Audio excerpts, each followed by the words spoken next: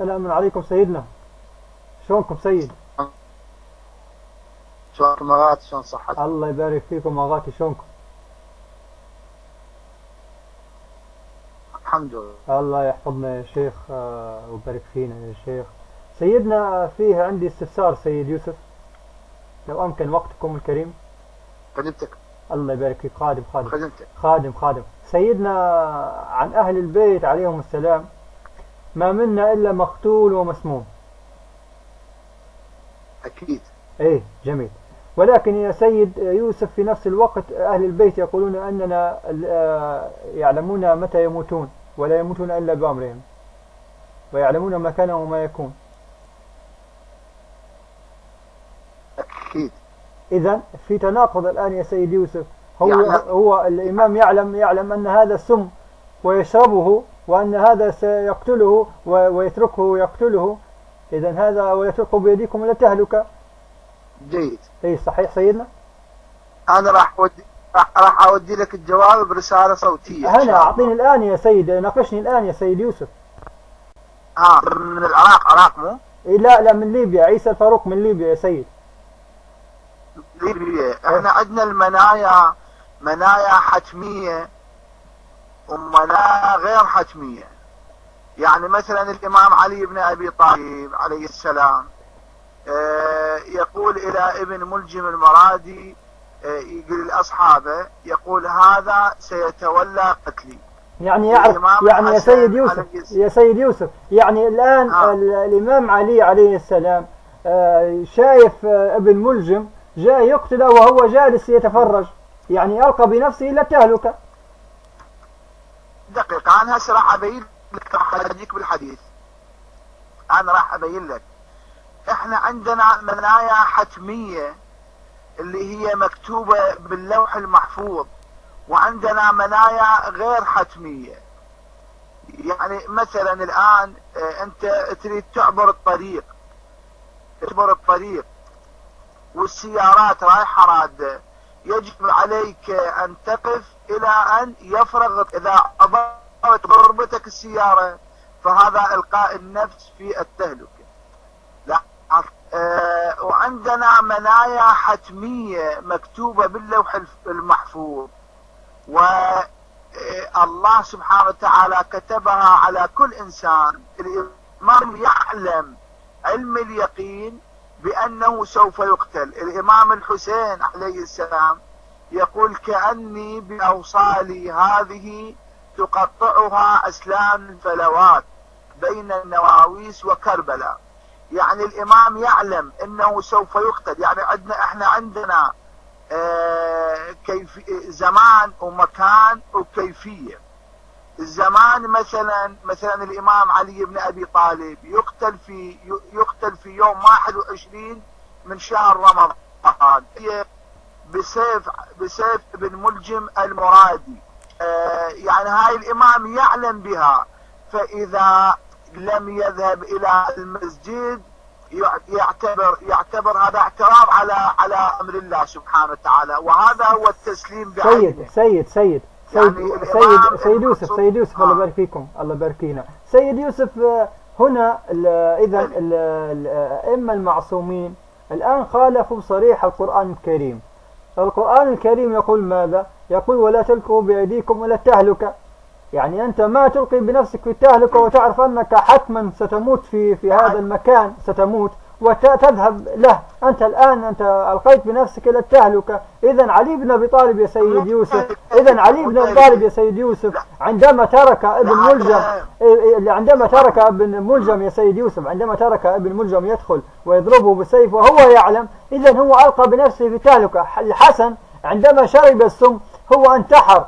الباقر الصادق الحسن العسكري عندما شربوا السم هم انتحروا. والمنتحر خارج من رحمة الله، يدخل النار ولا يخرج منها أبدا. أحسنت. خلنا أبين لك. الإمام الكاظم عليه السلام يوم من الأيام أرسل له الرشيد هارون الرشيد. مرة رجاء شوي انتبه لهذا الحديث. الإمام الكاظم عليه السلام صار يعني يعرف هذا العنب مسموم، لأنهم الإمام المعصوم وكذلك الأنبياء يعلمون ما كان وما يكون إلى يوم القيامة، فصار الإمام يأكل العنب الغير مذموم ويترك العنب المذموم.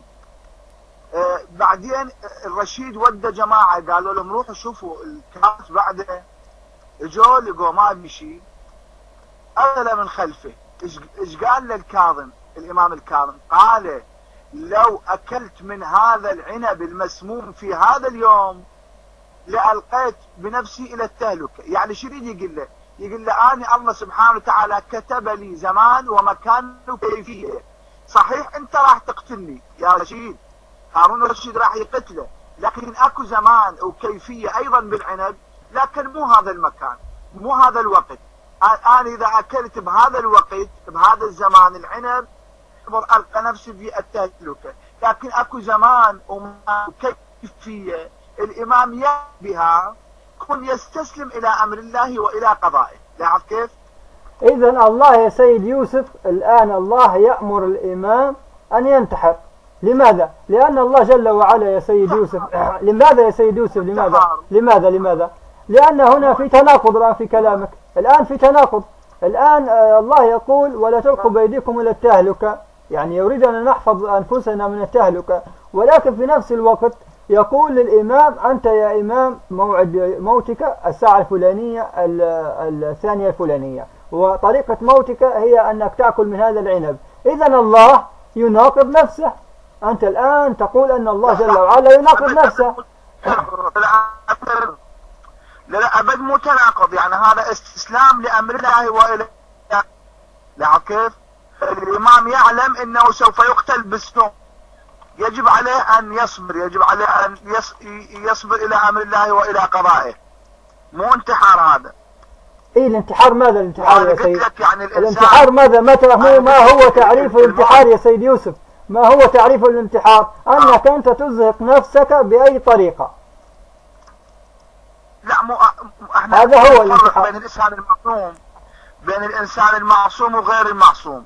المعصوم يعرف أنه أكو زمان وأكو مكان وأكو كيفية راح يقتل بها، يكون يستسلم إلى أمر الله وإلى قضائه. ولكن هذا يا سيد يوسف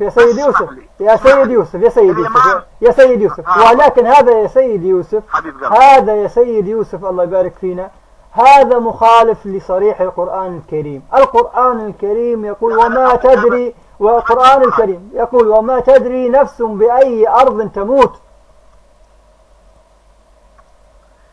يعني الإمام علي بن أبي طالب لو لم يذهب إلى المسجد في ذاك اليوم لكان ذلك اعتراض على أمر الله وعلى قضائه.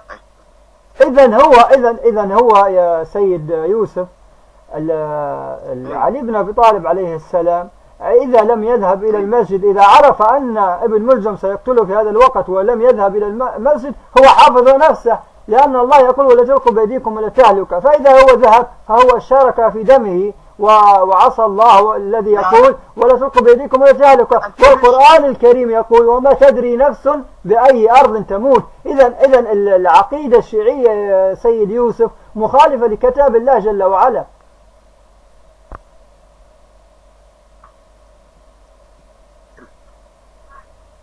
لا مو مخالفة، لا أبدا إنما ذاك الاستسلام لأمر الله وإلى قضائه.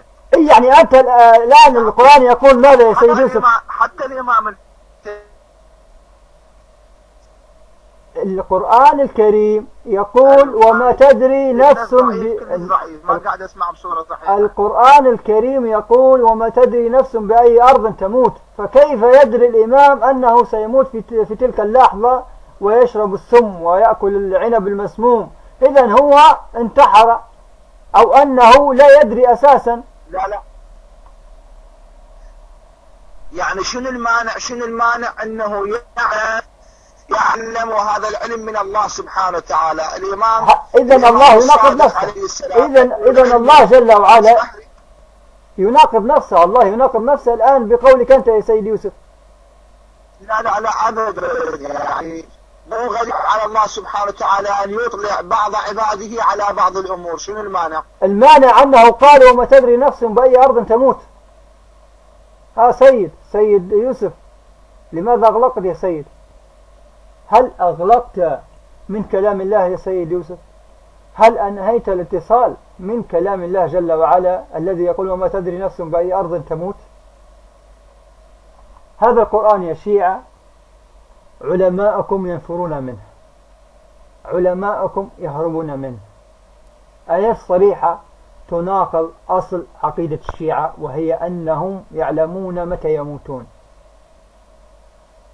السيد يوسف يقول هذا تسليم لأمر الله، أن علي بن أبي طالب رضي الله عنه وأرضاه وحشرنا معه ذهب امتثالا لأمر الله، يعني الله قال لا تعال اجلس هنا في المسجد سيأتي ابن ملجم ويضربك على رأسك وتموت. هل بالله عليكم هذا كلام يا شيعة؟ هل الله يتناقض مع نفسه والعياذ بالله؟ الله يأمرنا أن لا نلقي بأيدينا إلى التهلكة، بأنفسنا إلى التهلكة، ويأتي يقول لك تعال هنا اجلس هنا ستأتيك قذيفة أو تأتيك رصاصة تنزل عليك. هذا تناقض عجيب، دليل على التهافت في دين القوم. نسأل الله أن يهديكم يا شيعة ويردكم إلى دين مذهب أهل السنة والجماعة، دين الحق. والسلام عليكم ورحمة الله وبركاته.